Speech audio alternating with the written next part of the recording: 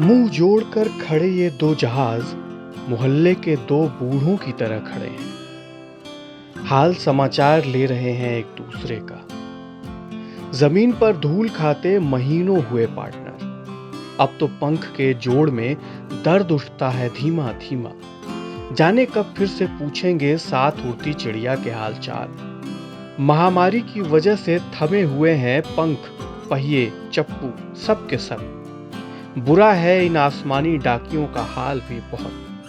दोपहरें सब की सब खाली और शामें पुराने बरगद की तरह मायूस बीत रही हैं। लोहे की सीढ़ियां चढ़ते उतरते, खेलते कूदते बच्चे भी अब नहीं जाते समंदर पार बादलों में। उनकी हैरान आंखें देखकर बूढ़े बाबा की तरह होंठ के कोने से मुस्कुराते थे ये हवाई जहाज, जैसे दादा के कंधे पर सवार बालक घूमने चले आए हों आसमान।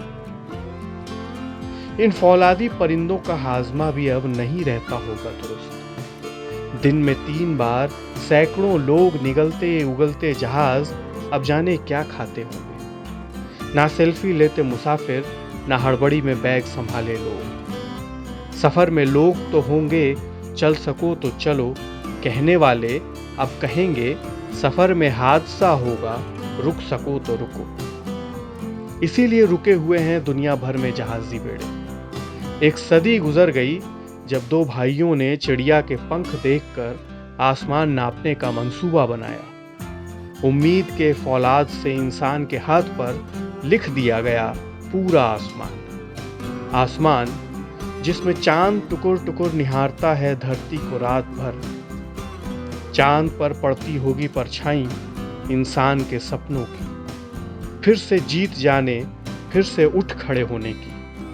फौलाद हवा में उड़ाने वाले इंसान के लिए कुछ भी नामुमकिन नहीं। अगर आप भी तस्वीर सीरीज से जुड़ना चाहते हैं तो tasveer.lallantop@gmail.com पर अपनी हाईरिज तस्वीरें भेजें।